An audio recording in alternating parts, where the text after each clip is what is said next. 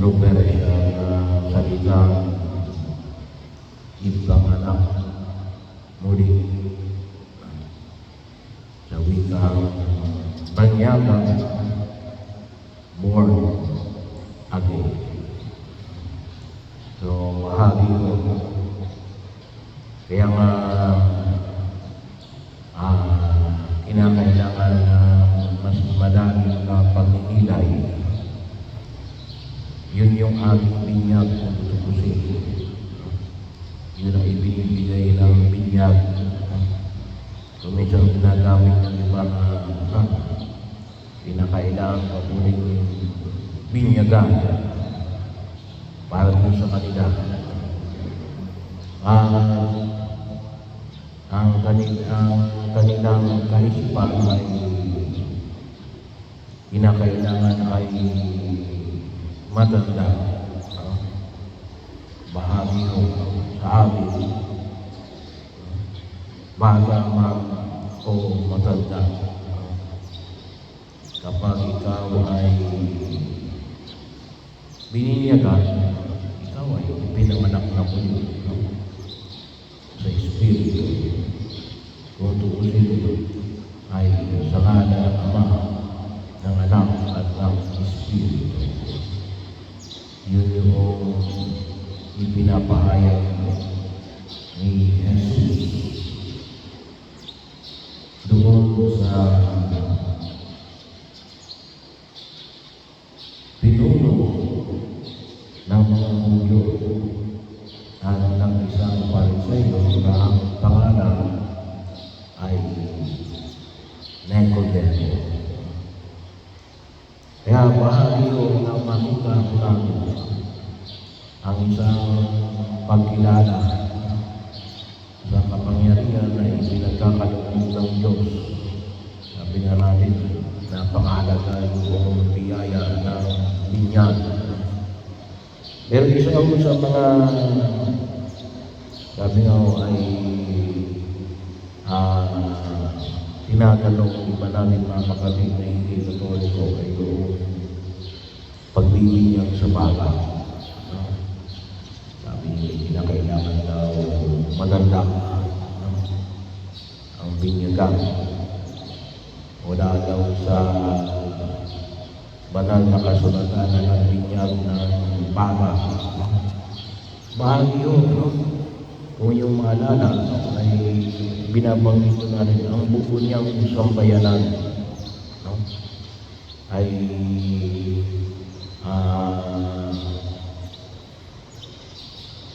pag sinabing buong sambayanan, bagamat hindi literal na nakakita roon na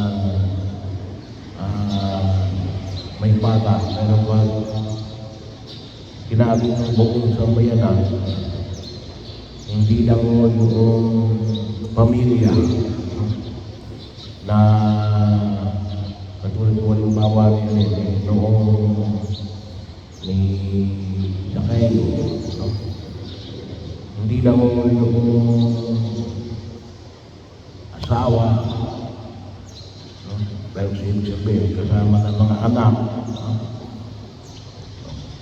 Kung sa doon sa kung tawagin namin ay West Asia, para din ang Pilipino, extended family. Maaaring kasama na rin yung mga manugang, may asawa yung anak,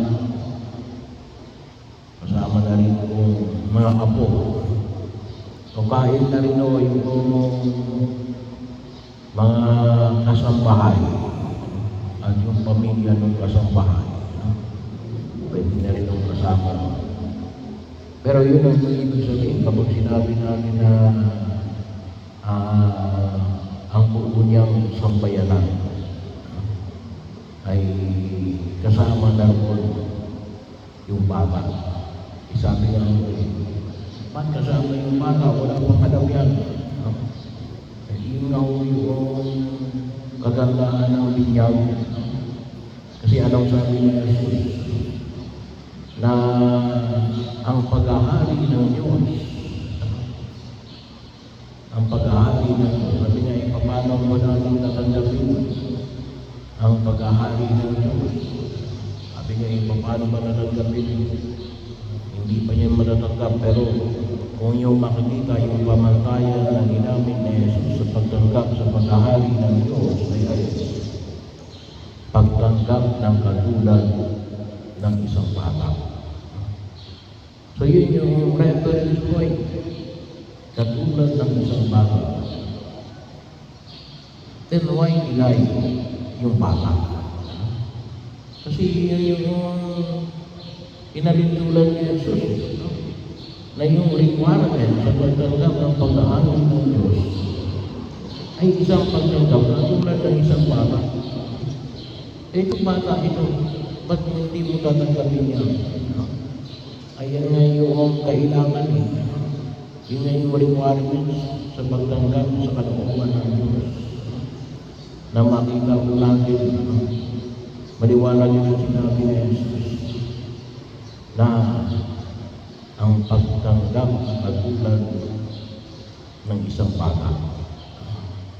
Kaya bahagi ko yun na ginagawa natin at doon din mismo ipinapaman sa atin yung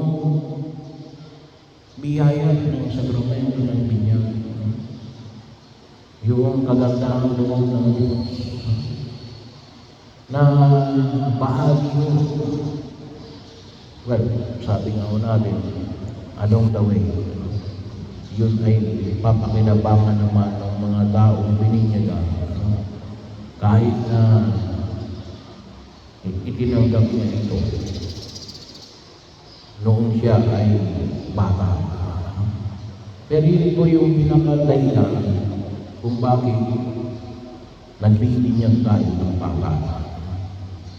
Kasi sa iba ay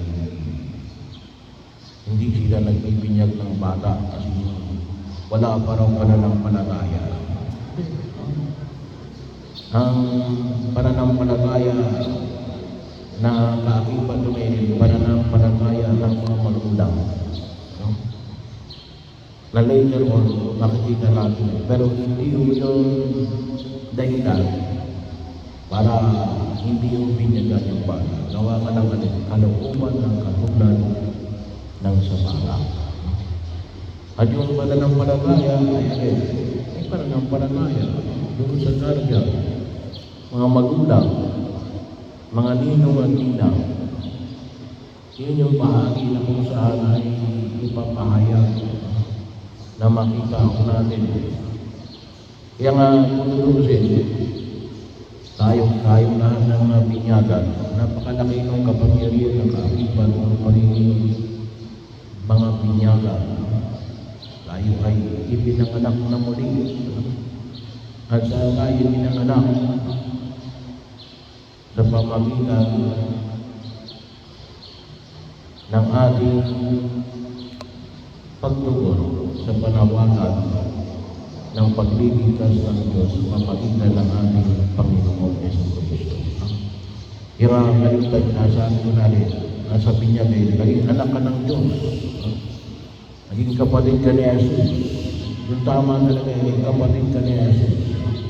Ilang komisyon yung bata, sinasabihin natin na kung si Papa Jesus, Papa Jesus. Well, kaya lang, ay ano yun eh, wrong theology yun.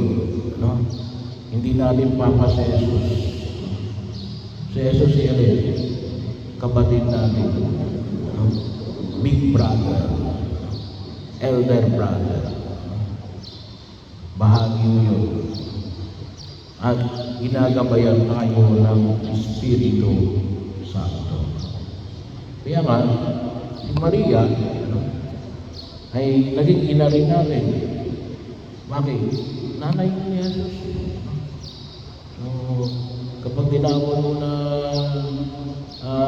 si Jesus ay Papa, maging lola mo si Maria.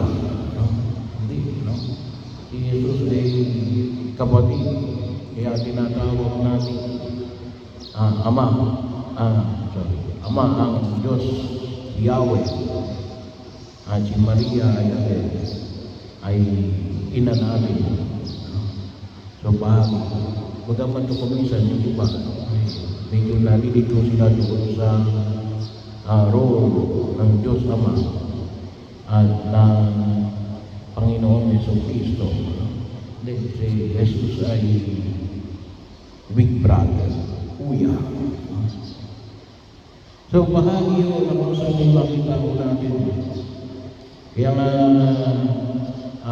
napakalaki ng kapangyarihan na pinagkakaloob ng Diyos at kung sino kinakailangan natin linangin ang biyaya ng pagkapanganak natin.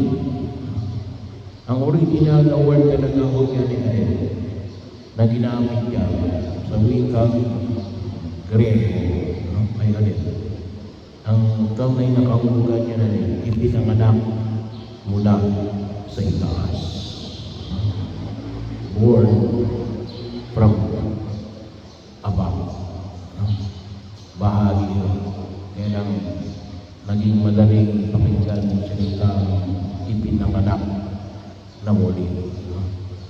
Pinanganak na muli, pero pinanganak saan? Sabi ng muli ito, hindi na muli kang ipapasok sa tiyan ng magulang mo. Ngunit saan pinanganak ka mula sa itaas.